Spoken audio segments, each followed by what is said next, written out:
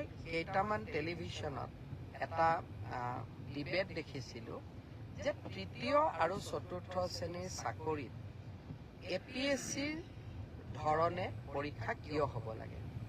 দৰাচলতে আচল কথাটো হ'ল যে আমি APSCৰ ষ্টেণ্ডাৰ্ডৰ প্ৰশ্ন কাটিব খোজা নাই। APSCৰ ধৰণৰ পৰীক্ষা, তাৰমানে প্ৰথম প্ৰিলিমছ হ'ব, তাৰপিছত মেইনছ হ'ব আৰু তাৰপিছত আমাৰ ভাইবা হ'ব। কিন্তু পৰীক্ষাৰ প্ৰশ্নৰ ষ্টেণ্ডাৰ্ড চতুৰ্থ শ্ৰেণীৰ কাৰণে APSCৰ দৰে নহয়। পৰীক্ষাৰ প্ৰশ্নৰ ষ্টেণ্ডাৰ্ড মেট্ৰিকৰ দৰে হ'ব, হায়াৰ ছেকেণ্ডেৰীৰ দৰে হ'ব। তেনেকে তৃতীয় শ্ৰেণীৰ কাৰণেও আমি এই ধৰণৰ যিটো পৰীক্ষাৰ বাবে প্ৰয়োজনীয়, অৰ্থাৎ গ্ৰেজুৱেশ্যন যাৰ কোৱালিফিকেশ্যন, তাৰ বাবে চিলেবাছ গ্ৰেজুৱেশ্যন হ'ব, হায়াৰ ছেকেণ্ডেৰী যাৰ চিলেবাছ, তাৰ চিলেবাছ হায়াৰ ছেকেণ্ডেৰী হ'ব। কিন্তু আমি এটা প্ৰস্তাৱ দিছিলোঁ যে এইবাৰ ADREৰ পৰীক্ষা প্ৰিলিমছ হওক, মেইনছ হওক আৰু ইণ্টাৰভিউ হওক।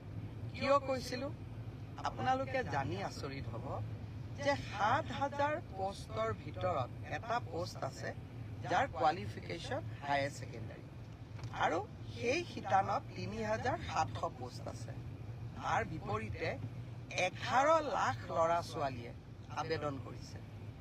১১ লাখ ল'ৰা ছোৱালীক যেতিয়া আমি পৰীক্ষা পাতিব যাম, এটা পৰীক্ষা কেন্দ্ৰত যদি ৫০০তকৈও আমি ল'ৰা ছোৱালী বহাৰ সুবিধা দিওঁ, আমাক ২১০০ পৰীক্ষা কেন্দ্ৰ লাগিব।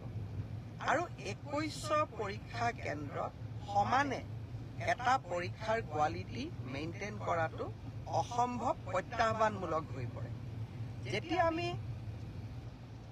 2,100 পৰীক্ষা কেন্দ্ৰত আমি পৰীক্ষা পাতিম, ক'ৰবাত ইনভেজিলেটৰজন ইমান ভাল কোৱালিটিৰ নহ'ব পাৰে, ক'ৰবাত লিকেজ থাকিব পাৰে, ক'ৰবাত চাকৰিত ইজনে সিজনক সহায় কৰাৰো অভিযোগ থাকিব। যদি আমি প্ৰিলিমছত এই অভাৱ বা অভিযোগ যিসমূহ থাকিসমূহৰ পৰা আমি যেতিয়া প্ৰিলিমছৰ পৰীক্ষাৰ ফলাফল দিম, প্ৰিলিমছত ১ লাখ ল'ৰা ছোৱালীয়ে পাছ কৰিব। আৰু ১ লাখ ল'ৰা ছোৱালীক আমি যেতিয়া মেইনছ পৰীক্ষা পাতিম, তেতিয়া তাত পৰীক্ষাৰ কোৱালিটিটো আমি খুব সূক্ষ্মভাৱে মেইনটেইন কৰিব পাৰিম। অৰ্থাৎ শেষলৈ গৈ যোনে চাকৰি পাব, তাত কোনো ধৰণে কোনো কেণ্ডিডেটে কম্প্ৰমাইজ কৰি চাকৰি পোৱাৰ সুবিধা নাথাকে। সেইকাৰণে UPSCৰ পৰীক্ষাই হওক, APSCৰ পৰীক্ষাই হওক, তিনিটা তৰপত পৰীক্ষা পাতে। পৰীক্ষাৰ প্ৰশ্ন কাকতবোৰ APSC UPSCৰ দৰে নহয়। দুজন মানে কৈ আছে চতুৰ্থ শ্ৰেণীৰ কাৰণে APSCৰ দৰে পৰীক্ষা কিয় হ'ব লাগে। চতুৰ্থ শ্ৰেণীৰ ইণ্টাৰভিউত APR জনে ক্লাছ 10ৰ ষ্টেণ্ডাৰ্ডে পৰীক্ষাৰ প্ৰশ্নৰ উত্তৰ দিব। কিন্তু প্ৰিলিমছ আৰু মেইনছৰ মাজেদি যেতিয়া সৰকি আহিব, তেতিয়া চাকৰি যোগ্যজনে পাব। মোৰ এটাই লক্ষ্য আছিলে যে চাকৰি যাতে যোগ্যজনক বাদ দি আন কোনোৱেও নাপায়।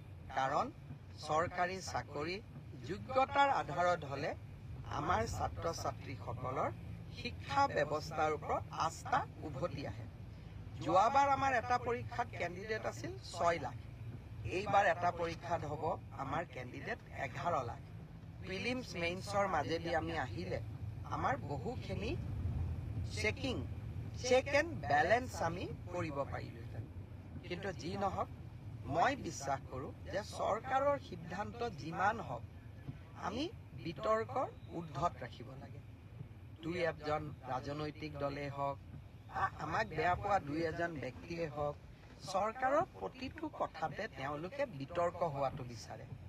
আৰু বিতৰ্কৰ পৰা তেওঁলোকৰ যে কিবা লাভ হয় এনেকুৱা নহয়।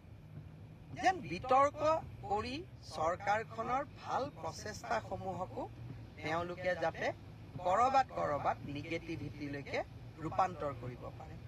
সেইবাবে ময়ো সাৱধানে থাকিব খুজিছোঁ। এইবাৰ আমি প্ৰিলিমিনাৰী পৰীক্ষা নাপাতোঁ। মেইনছ আৰু ভাইবা ভচিৰ মাজেদিয়ে আমি পৰীক্ষাৰ ৰিজাল্ট দিম। অৱশ্যে ১১ লাখ ছাত্ৰ ছাত্ৰীয়ে যেতিয়া ২১০০ পৰীক্ষা কেন্দ্ৰত পৰীক্ষা দিব, ই এটা ভীষণ প্ৰত্যাহ্বানমূলক হ'ব। কেনেকৈ পৰীক্ষা পাতিব পাৰিম, ২১০০ স্কুল কলেজ, ই এটা ডাঙৰ প্ৰত্যাহ্বান হ'ব। চৰকাৰী বিষয়াসকলে এই বিষয়ে আলাপ আলোচনা আৰম্ভ কৰিছে। ৰাইজৰো সহযোগিতা লাগিব। কি ধৰণে পৰীক্ষাটো বিতৰ্কৰ ওপৰত ৰাখিবৰ কাৰণে ৰাইজৰো আমি সহায় ল'ব পাৰোঁ তাৰ বিষয়ে আমি চিন্তা চৰ্চা কৰিছোঁ। সময়ত আমি আপোনালোকক ক'ম। 3 অক্টোবৰৰ পৰা পুলিচৰ ইণ্টাৰভিউ আৰম্ভ হ'ব। তাত এনেকুৱা কোনো অসুবিধা নাই। যোৱাবাৰ যেনেকৈ নিযুক্তি হৈছিল এইবাৰো হ'ব। আৰু শিক্ষকৰ নিযুক্তিৰ ক্ষেত্ৰতো আমি ইতিমধ্যে ব্যৱস্থা আৰম্ভ কৰিছোঁ আৰু ইয়াতো বহুত বেছি বিতৰ্কৰ অৱকাশ নাই। আৰু এইবিলাকত নিশ্চিত কোৱালিফিকেশ্যন